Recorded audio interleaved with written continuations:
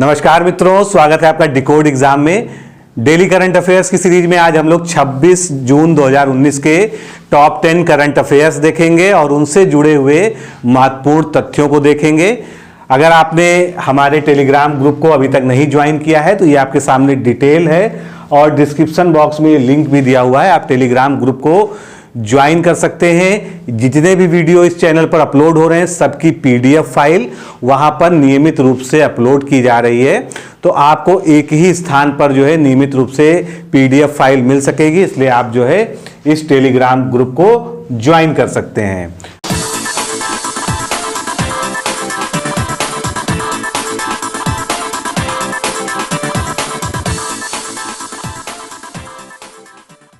आज का हम सेगमेंट स्टार्ट करते हैं। पहला क्वेश्चन हम देखते हैं, आरबीआई के डिप्टी गवर्नर जनरल का क्या नाम है जिन्होंने अपना कार्यकाल समाप्त होने से पहले अभी हाल ही में इस्तीफा दे दिया है?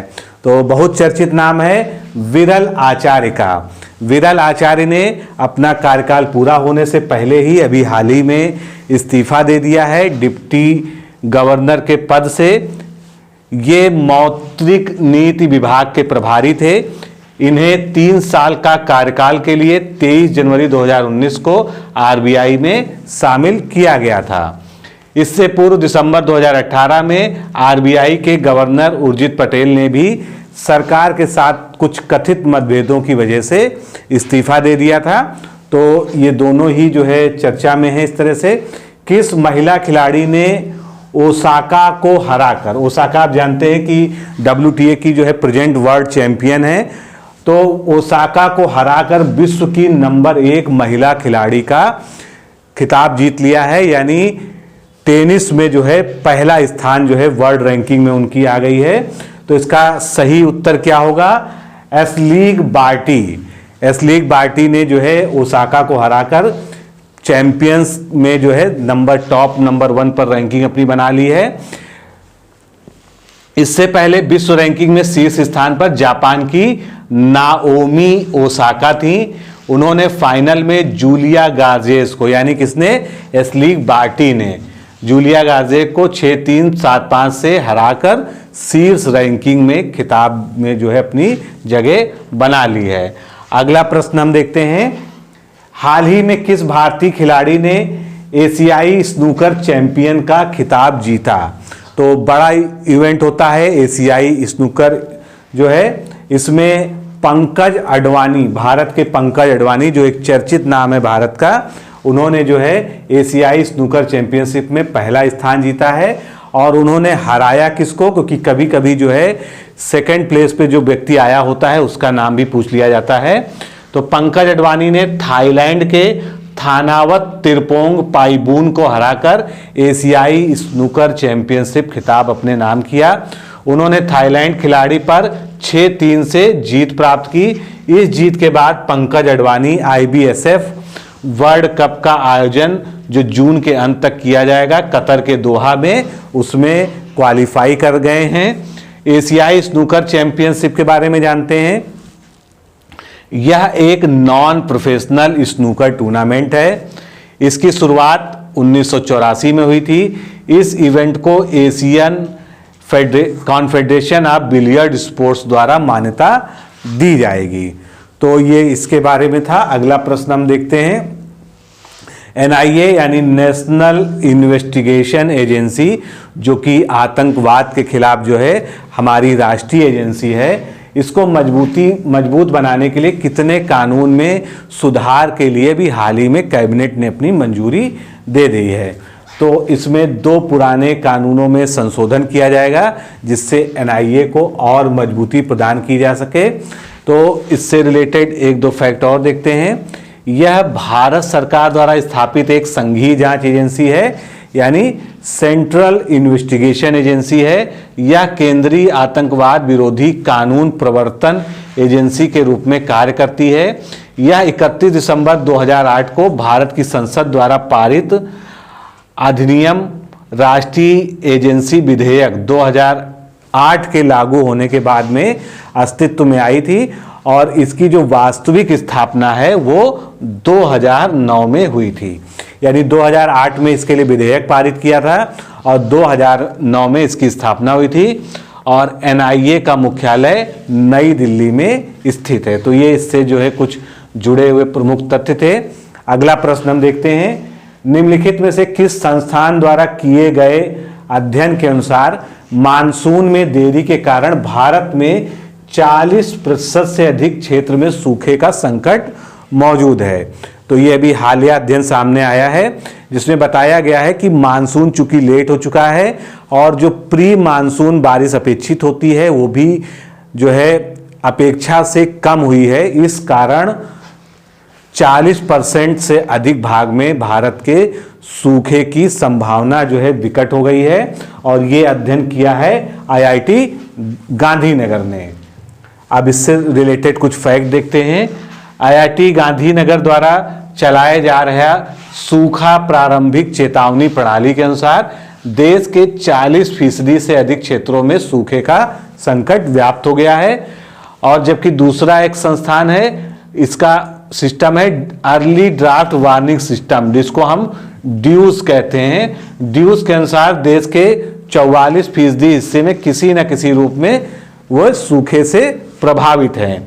इसी तरह राज्यों में प्री मानसून की बारिश भी सामान्य से काफी कम हुई है, जिसकी वजह से भयावह जल संकट की स्थिति देश में उत्पन्न हो सकती है। अगला प्रश्न देखते हैं, किस हवाई अड्डे को युद्ध थिएटर में बदला गया है? यानी वहां पर जो है किसी पुराने यानी कारगिल युद्ध के जो है की यादगार में उसको एक थिएटर का रूप दिया गया है। तो वो है ग्वालियर हवाई अड्डा। ग्वालियर हवाई अड्डे से जब कारगिल का युद्ध हुआ था उस समय भारतीय वायुसेना के विमानों ने उड़ान भरी थी। तो उसी की यादगार में जो है ये कार्यक्रम आयोजित किया गया, जिसमें उस हवाई अड्डे को एक थिएटर के रूप में जो है बदल दिया गया और वहां पर जो है 1999 के कारगिल अभियान की कुछ महत्वपूर्ण घटनाओं का नाट्य रूपांतरण किया गया। इस आयोजन के मुख्य अतिथि air chief marshal BS Dhanoa थे। अगला प्रश्न हम देखते हैं, किस पूर्व प्रधानमंत्री को 1977 में भ्रष्टाचार के मामले में गिरफ्तार करने वाले तमिलनाडु के पूर्व DGP जिनका नाम था BR लक्ष्मी नारायण का हाल ही में निधन हो गया? तो क्वेश्चन ये है, इन्होंने किस पूर्व प्रधानमंत्री को गिरफ्तार किया था? तो आप जानते हैं 1970 में इमरजेंसी खत्म हुई थी, इंदिरा गांधी की सरकार जो है हार गई थी, नई सरकार का गठन हुआ था और इमरजेंसी के दौरान जो कार्रवाइयां हुई थी उसको लेकर जो है भ्रष्टाचार की जांच इनके ऊपर बैठा ली गई थी, प्रधानमंत्री इंदिरा गांधी के ऊपर, और इनकी गिरफ्तारी जो है पूर्व DGP BR लक्ष्मी नारायण के द्वारा की गई थी, जिनका भी हाल ही में निधन हो गया है। तो ये 1985 में तमिलनाडु के पूर्व महानिदेशक थे, जहां से वो रिटायर हुए थे और BRL के नाम से लोकप्रिय रहे लक्ष्मी नारायण 1951 बैच के IAS ऑफिसर थे। उनकी पहली पोस्टिंग मदुरई में सहायक पुलिस अधीक्षक के रूप में हुई थी। अगला प्रश्न देते हैं, रेड इंक द्वारा जर्नलिस्ट ऑफ द ईयर का अवार्ड किसने जीता? तो ये एक प्रतिष्ठित अवार्ड है जो प्रतिवर्ष जो है रेड इंक द्वारा दिया जाता है और ऐसे पत्रकारों को दिया जाता है जिन्होंने जो है देश या समाज के हित में कोई बड़ा खुलासा किया हो, कोई खोजी पत्रकारिता किया हो या जिनकी रिपोर्ट से जो है वैश्विक लेवल पर कोई बड़ी जो है घटना घटित हुई हो, उसका उन्होंने खुलासा किया है। तो इसका सही उत्तर क्या है? रचना खैरा को journalist of the year award दिया गया। अब रचना खैरा एक पत्रकार हैं, तो वो कहाँ से संबंधित है ये भी पूछा जा सकता है। तो ट्रिब्यून न्यूज सर्विस की पत्रकार रचना खैरा ने हाल ही में रेड इंक का journalist of the year award जीता। इन्हें यह पुरस्कार आधार कार्ड के डाटा की सुरक्षा की स्थिति का खुलासा करने के लिए दिया गया। आप जानते हैं अभी बीच में एक मुद्दा बहुत ज्यादा प्रचलित था कि आधार कार्ड में जो हमारा डाटा होता है, निजी डाटा, वो सुरक्षित नहीं है, उसके लिए काफी बहस भी हुई थी। तो उसकी जो शुरुआत हुई थी वो इन्हीं ने रिपोर्ट की थी। रचना खैरा वर्तमान में द हफिंगटन पोस्ट के लिए कार्य करती हैं। Red link award for excellence in Indian journalism, इन पुरस्कारों की स्थापना द मुंबई प्रेस क्लब के द्वारा वर्ष 2010 में की गई थी। ये वार्षिक पुरस्कार हैं, यानी हर साल दिए जाते हैं। इस पुरस्कार को पत्रकारिता के क्षेत्र में बेहतरीन योगदान के लिए प्रदान किया जाता है। अगला प्रश्न देखते हैं, किसने मणिपुर में द्वितीय विश्व युद्ध की स्मृति पर शांति संग्रहालय उपहार स्वरूप प्रदान किया? यानी किस देश ने ये किया है? तो जापान ने किया है। अब उसका नाम क्या रखा गया है आगे हम देखते हैं। जापान ने मणिपुर में इम्फाल की लड़ाई पर आधारित शांति संग्रहालय उपहार स्वरूप प्रदान किया। इस इम्फाल शांति संग्रहालय का उद्घाटन इम्फाल की लड़ाई की 75वीं वर्षगांठ की अवसर पर किया गया। इस संग्रहालय के लिए जापान बेस्ड गैर लाभकारी संगठन निप्पन फाउंडेशन, काफी प्रचलित है ये एक एनजीओ है, तो निप्पन फाउंडेशन जो है इसकी फंडिंग करेगा। इस संग्रहालय में जापानी सैनिकों की डायरी व अन्य संबंधित वस्तुओं को रखा गया है। अगला प्रश्न देखते हैं, 10वां प्रश्न जो आज का अंतिम प्रश्न है। केंद्र सरकार ने किस साल तक किसानों की आय को दुगुनी करने के लिए प्रौद्योगिकी के आधुनिकीकरण पर बल दिया है? तो आप जानते हैं कि जब पिछला टर्म था, इस गवर्नमेंट का पिछला टर्म था, उसी समय जो है एक नीति लाई गई थी कि किसानों की आय को 2022 तक दुगना कर दिया जाएगा। तो उसके लिए कई सारे काम किए गए कृषि क्षेत्र में सुधारों के लिए। तो ये अगला काम है कि कृषि क्षेत्र में जो प्रौद्योगिकी का उपयोग हो रहा है उसका भी आधुनिकीकरण किया जाए।